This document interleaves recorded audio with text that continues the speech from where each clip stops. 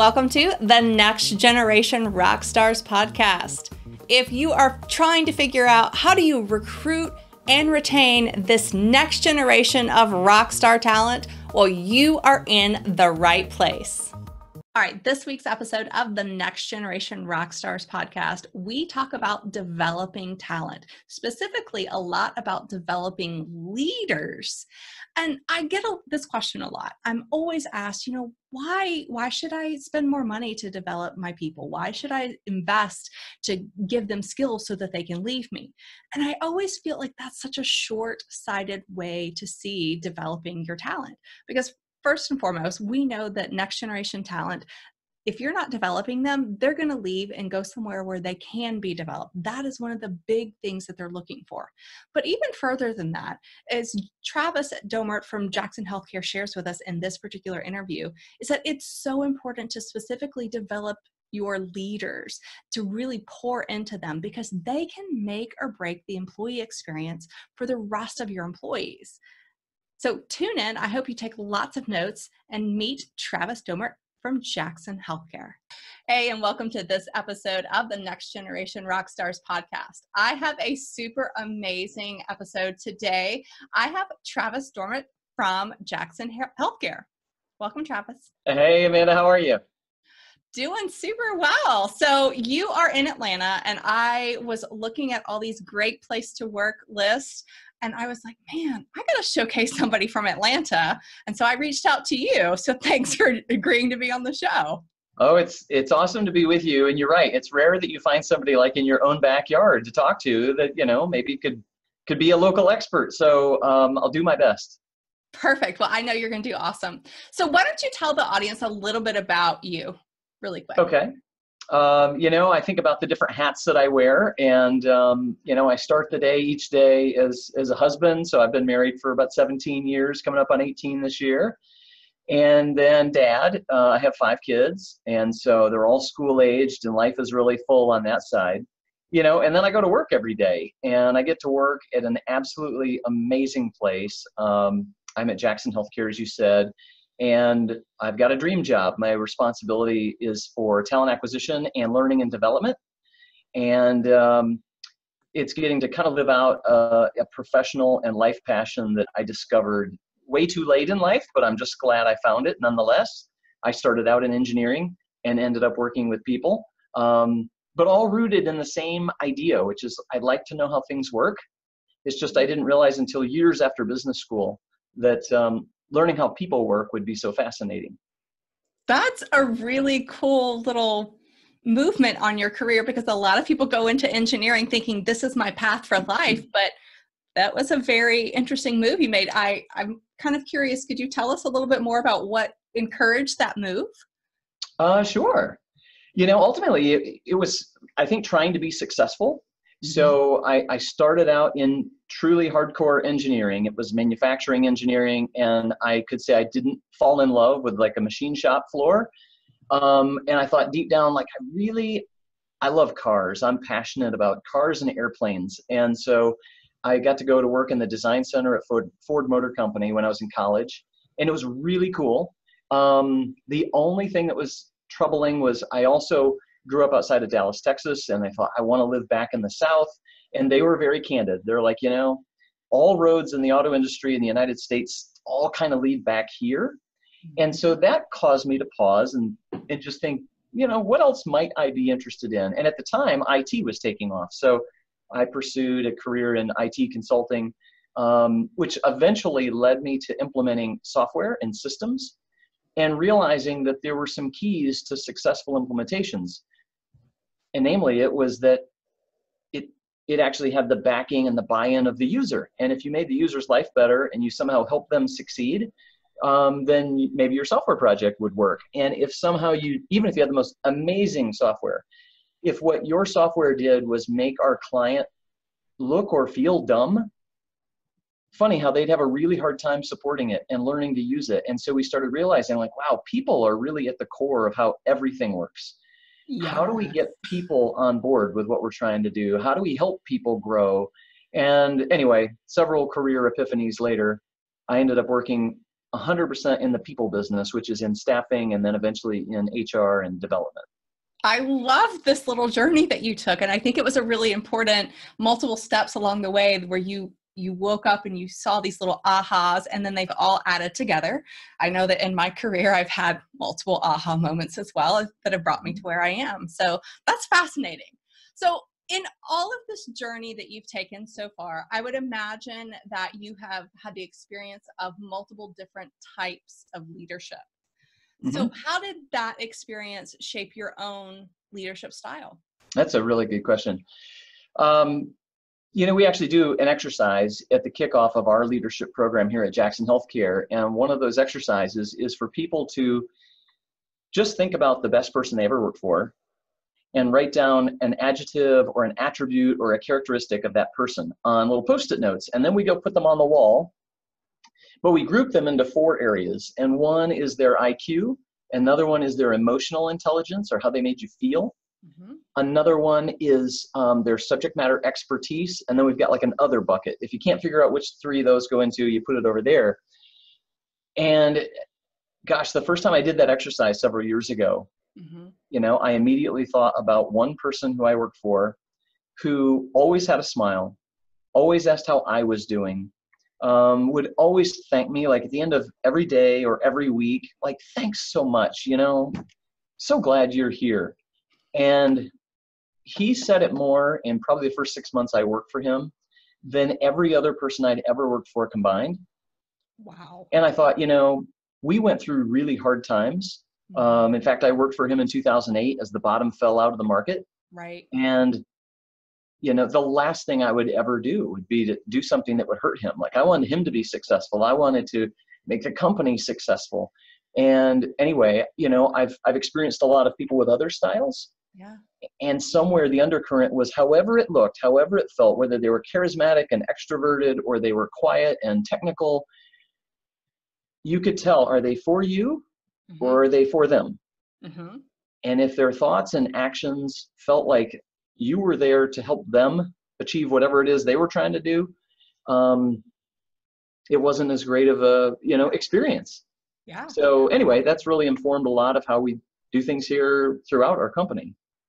I love that experience that you had. I mean, I know that anytime you have an experience with a leader who is just like, you feel like a cog in the wheel, they don't make you feel human, the last thing you want to do is give your all. Right. And so this guy obviously showed that he cared about you and he thought that you were important and what you were contributing was important. And he made you feel like human. You had that human to human connection that we're all hardwired looking for. And that is amazing. That is amazing. So I'm guessing this is a kind of leader that you would have run through walls for. Right. Absolutely. And, it's interesting that we're talking about next generation leaders. And I think this is really relevant because what I look at a next generation leader is somebody who's relatively early in their career. They haven't had a lot of bosses yet. They haven't had a lot of maybe career experience. But most importantly, they haven't gone through a lot of hard times yet where a job just stinks. Yes. And every job is called a job, for a reason. There's work. There's parts of it that are just hard. And if you feel like somebody is for you, it can really change the nature of that really hard thing to mm-hmm. something like, this is something we have to do. I've got to solve this problem, as opposed to, this isn't any fun anymore. And I think the best thing for me is to, hit the road. Yeah. So anyway, I think it makes people incredibly more resilient as well as grateful and ultimately more successful. I agree wholeheartedly. In my own consulting practice, I have found when I've been brought into a company, and I go in and I'll interview people that have left. And why did you really leave? Why did you really leave? 94% say their boss, direct boss. Yeah. You can't argue with that number. It's just the way it is. Yeah. And that insight is really what's driven the last 2 years of my career here at Jackson. I moved from one of our operating businesses into corporate HR mm-hmm. and was really looking for, in an internal HR department, what is the number that really matters? Like, what is the metric that we're trying to move? Yeah. And we have a wonderful company and we've got relatively low turnover for our industry, but nonetheless, we still lose people who, of course, we don't want to lose. Of course. Yes. And anyway, predominantly they they leave when they either have some falling out or they just don't feel cared for. They're not set up to succeed. Mm-hmm. And so as we were working on our leadership program, I kind of kick it off this way. I tell people, look, you don't have to be the greatest boss ever. Yeah. This is the good news. As the boss, as the leader, you just have to not suck. Because if it sucks to work for you, I'm going to look elsewhere. But you do need to know what it's like to be a bad boss. And so a lot of the program, yes, we want it to be great. Of course. But the big thing is understand how to not be bad. Yeah, absolutely. And sometimes it just makes it a little easier. They're like, okay, I don't have to be perfect. I don't have to be the perfect presenter. I don't have to be the most brilliant strategist. So I have to help. I have to have people feel that I care for them. Yes. And I have to know what it's like to be on the other side of me. Yeah. And anyway, so a lot of it's about the soft skills. 100%, 100%. When I'm coaching those young, early in careers, I'm always like, look for a good boss. Good bosses will make or break your first job every time. So, okay. Now you already talked a little bit about this, but I really want to deep dive into this a little bit more. Do you ever feel pressure as you've moved up the ranks in HR? Do you ever feel pressure from the board or higher ups from you to really, hey, Travis, don't focus on the people, focus on the numbers. That's what we need to move. Do you ever get that pressure, and how do you respond to it? Yeah, I have not had that pressure here, because there is a deep and sort of fundamental belief that the people do drive the numbers, that the numbers are a lagging indicator of highly engaged people who are equipped to be successful, who feel appreciated and engaged in their work, and who are committed. And there's even more beyond that, because we know research shows that if you want somebody to be highly committed to their work, it's more important that they understand who they are than that they understand who you are. So all the way from the top down, it's about, are we helping people really understand who they are, how their job matters, how this job and the things that we do impact them, their community. It's very, very missional, and it's very aligned to people. That being said, that's why I'm here. I have worked elsewhere where we had a very explicit conversation with someone who said, make no mistake, you are here to make money. If you cease to make money, you cease to have a purpose. You're also here to make as much money as I believe you're capable of. So if for some reason I think you're not giving your all, even if you make more than somebody else, that's not good enough. If you are not delivering as much as I think you can, then essentially you're stealing from me. And I was given permission, fire any person that you feel is not giving 100%, because that's what he's paying for, is 100% of them. And that's, if they cash that check and they don't give 100%, they're stealing, fire them. And it was one of those painful realizations that I think we're on a fundamentally different wavelength, so we worked at communicating through it, tried to really make a business case. And I think a business case can definitely be made. If you really, really care about money, care about your people. If you want to make major profits, you have to, at least at times, take a long-term perspective. Short-term thinking and focusing on profit, and not paying attention to what drives it. Yeah. It's so ironic that it can just kill a company, kills a team. Yes. And you see it all the time. Now let's switch gears a little bit and talk about this next generation of talent. Millennials, Gen Z are now matriculating into the workforce. How have you seen them change and influence the workplace? So one caveat, and my only caveat, is that we don't really speak generational language here. So we don't refer to millennials. We don't refer to Gen Z on a daily basis. I absolutely understand that generations are influenced by the context in which they grew up. Yeah. And the stuff their parents were going through when they were young and things like that. So I'm not saying that it's not a real thing. I think there's parts of it that are a real thing. But essentially, I would say young people. Yes, absolutely. Young people 200 years ago were still visionary, excited, enthusiastic, possibly, impatient young people. And anyway, wreaking havoc on older generations, even then. that's right. And they want, everybody wondered, are they ever going to buckle down? Or are they ever going to whatever, you fill in the blank. Yeah. So anyway, that being said, do I see value? Do I see an impact of the younger people in our company versus those of us who are now getting a little bit farther along? Absolutely. And it's energy. It's an absolute demand for authenticity. Yes. Because they're so connected, because they're so tech savvy, because they're, I won't say fearless. Some of them are definitely not fearless, but at least more willing to leave because they believe that you're a hypocrite, or go online and tell everybody. They can hop on Glassdoor, Yelp, whatever, Facebook, wherever it is, and just say, this place is just full of liars. Yeah, absolutely. Then it raises the bar. It raises the bar for behavior, for sticking to your values, for whatever you think, is right. You better be doing it every day. If you screw up, that happens. I mean, we screw up all the time. I screw up every day. But it's like, you better be the first one to say, hey, that was my bad. What else? I don't know. I think the other thing is collaborative. And so I had a very young team a couple of years ago, and it just wasn't acceptable to say, okay, this is what we're going to do. It was like, wait a minute, we haven't talked about that. Can you really help us, bring us along? Like, where did you come to this decision? Where are there conversations behind the scenes? It's funny, I thought behind the scenes sounded so negative. And then I started to realize, no, they might use it. They may say, like, hey, Travis, we actually had a conversation behind the scenes. Yep. And here's what we talked about, and here's what we think is the right thing. Yep. But even behind the scenes was like somewhat transparent. Like, hey, we talked about you when you weren't here. Absolutely. We're just telling you, we think we got to slow down and go back and get everybody's input on this. Okay.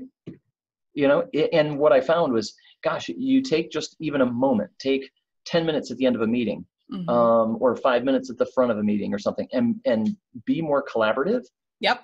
And the changes had a tendency to last, and just people would buy in. So people would start telling me why this is really important. Like, yeah, all right. Absolutely. Well, I mean, when they're part of the process, they're think more like owners. And so there's more responsibility when you're an owner. Yep. So way in to buy in. Absolutely. So let's talk a little bit about the recruiting process. I know that you are heading up some talent acquisition. So how are, next generation, how are you guys going after that younger generation in the workforce?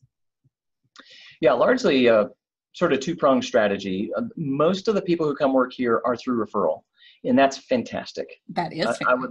I'd love that to be everybody, with one exception, and that is that, nobody knows everybody, even though collectively we might. We could definitely miss out on amazing talent. And people, they move to places like Atlanta. We have a, not a transient city, but we definitely have a flux of new talent who comes in. And so anyway, for those folks, then we're trying to, be intentional and reaching out digitally. But the number one thing is making sure that people know about what opportunities exist here, that it's easy to refer people. We track our referral metrics probably as closely or more closely than we do, some of our other marketing and recruitment activity. So those are probably the two primary channels.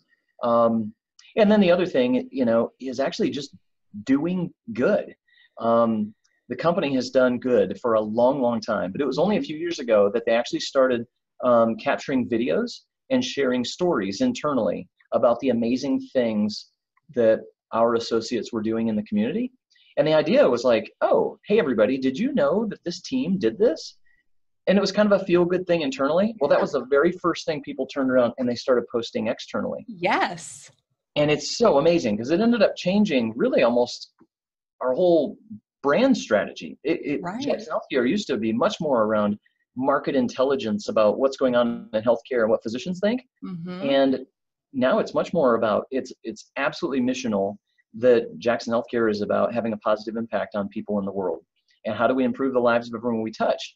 And so when you get to share story after story, now suddenly we have people coming to us saying, I don't care what job it is, I would like to work there because you believe in what I believe in. Absolutely. That is awesome. I love that story. I would love to actually dig some of those videos up and share them myself. That's pretty amazing stuff. Please. Yeah, go to our YouTube channel. There's a bunch of them out there now. They're awesome. Wonderful. So let's talk a little bit about the learning and development, because I know through my own experience through season 1 of this podcast, all these high-performing millennials, they always said, you know, I need to be able to stretch. I need to consistently learn. So how are you guys feeding that need for knowledge?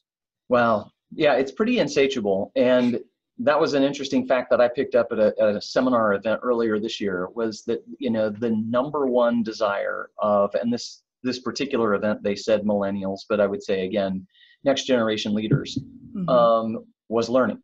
Yeah. So we do that in a number of ways. Traditionally, we had like curated curriculum. So we've got classrooms here. Yeah.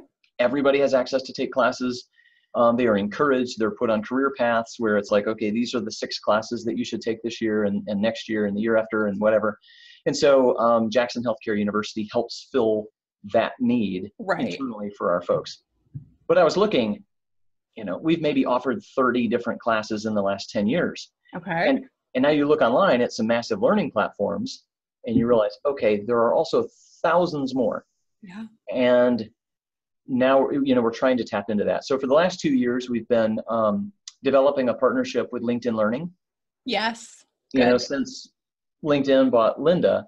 And so now that's another channel. We encourage people for more real-time and continuous learning, micro-learning. If somebody brings something up in a one-on-one, you know, you're a quick search away from saying, wow, maybe I ought to watch this. We're using something called Tone Networks that's a little bit more focused on women in leadership and development that's curated for them. And then we also, anybody who gets to the point of managing another person, it doesn't matter what your age is, then you're going to go through our leadership program. And that's a really awesome, immersive experience. And right now we're putting every single leader in our company through this 3-month program, which has been terrific. That's pretty cool. So what would you say has been the benefit of developing your people? I think it's becoming part of the culture. I mean, I think the end benefit that companies would see and that we will be measuring, ultimately, it's going to impact tenure and it's going to impact performance. Yes. But the way it looks is that people are grateful. Yeah. People are building relationships. They're just more effective day to day. So they spend more time actually delivering value to whoever they work with or for, and they spend less time in conflict. And not surprisingly, we don't actually make anything. Right. You know, like many companies today, we're a service business. So we build relationships. Most of our learning and training is about, okay, how do you deal with humans? Yes. And by the way, you are one, you know, and it's messy.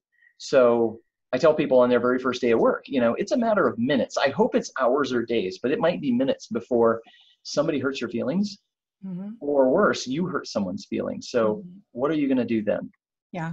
And the temptation is going to be, I'm going to quit. Like, I'm going to get rid of the bad boss or the bad teammate or whatever. And it's like, no, that's actually not what you should do.